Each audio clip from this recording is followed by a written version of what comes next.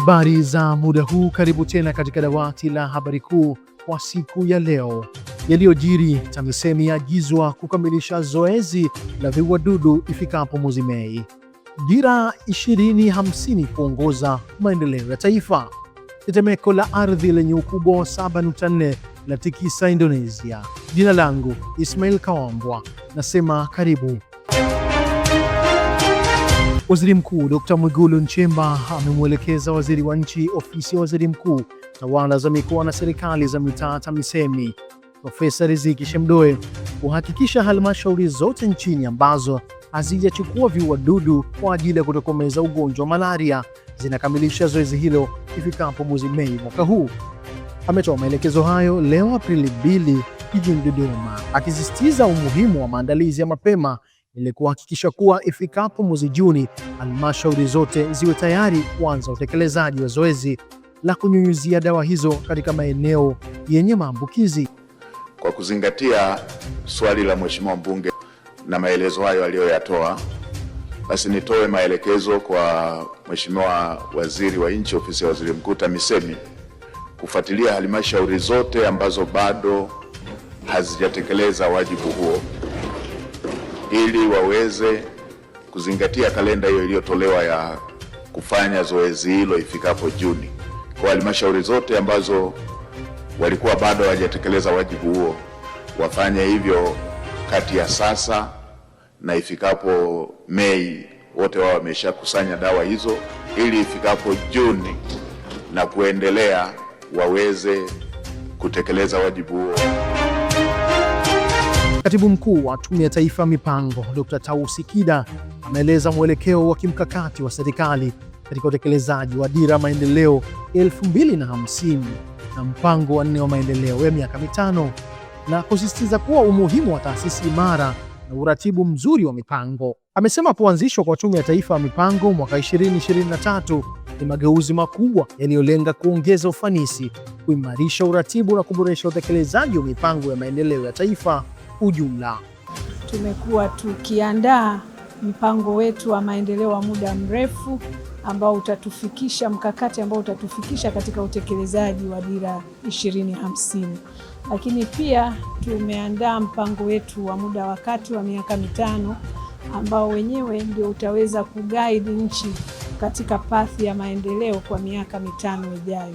Kwa hiyo leo hapa tulikuwa na kikao pamoja na wadau wa maendeleo nchini ili kuhakikisha kwamba mikakati yao ya maendeleo ambayo wanategemea kuwa nasi hapa nchini basi inaoana na dira yetu, lakini inaoana na mipango yetu ya muda mrefu na muda wa kati. Wizara ya Maendeleo ya Jamii, Jinsia, Wanawake na Makundi Maalum imesema imefanikiwa kuokoa watoto 5353 wanaoishi na kufanya kazi mitaani katika jitihada za kukabiliana na changamoto hiyo nchini. Kwa mujibu wa waziri wa wizara hiyo, Dorothy Gwajima, amesema watoto 5007 kati yao wameunganishwa na familia zao, huku wengine wakipatiwa malezi mbadala, mafunzo ya ufundi na huduma za kijamii. Ili kuhakikisha watoto wote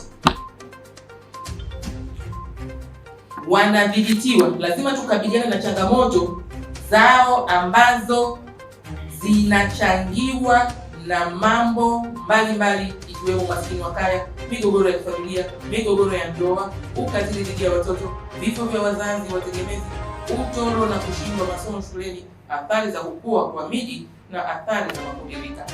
Ili kuhakikisha watoto wote Tanzania wanakuwa na kustawi katika mazingira salama na rafiki na yanayowezesha malezi, makuzi na maendeleo yao, wizara kwa kushirikiana na wadau mbalimbali kupitia Ofisi ya Waziri Mkuu, ambapo ni wizara ya TAMISEMI, kwamba tumeendelea kuchukua hatua madhubuti za kukabiliana na changamoto hizo za watoto kuishi na kufanya kazi mtaani, ambapo juhudi hizo ni pamoja na kufanya kampeni ya kuokoa watoto wanaoishi na kufanya kazi mtaani katika mikoa yote, mathalani tangu Aprili 2025 kwa lengo la kuimarisha huduma za ulinzi na usalama wa mtoto, na kufikia Februari 2026 jumla ya watoto 5353 wametambuliwa. na watoto 5,007 wameunganishwa na familia zao, huku 256 wako katika makao ya watoto na 65 wako kwa walezi wa kuaminika na 25 wameunganishwa na vyuo vya ufundi na kati yao 17 wamehitimu. Niwaombe maafisa wa ustawi wa jamii chini ya Commissioner of Staff mkatafute wale walio graduate mpaka chuo kikuu chini ya kuletwa kwenye mfumo wa serikali, wengine wameajiriwa, na hawa wengine ambao walipita kwenye mkondo huo watatu walio graduate, wakusanyeni na CV zao, twende tukazungumze. Hili nalo ni kundi maalum, basi ajira zipatikane na wenyewe wapewe.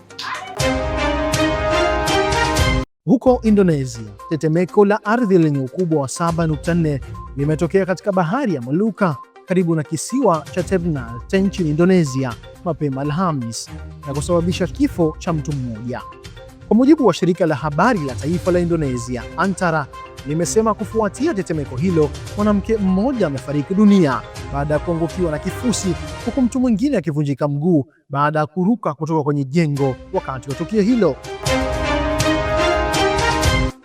Hadi hapo hatuna la ziada katika dawati la habari kuu. Endelea kufuatilia mitandao yetu ya kijamii Instagram, Facebook na X Daily News, Habari Leo _TZ, pia Spoti Leo. Usisahau kusubscribe channel yetu ya YouTube ya Daily News Digital. TSN ni zaidi ya habari.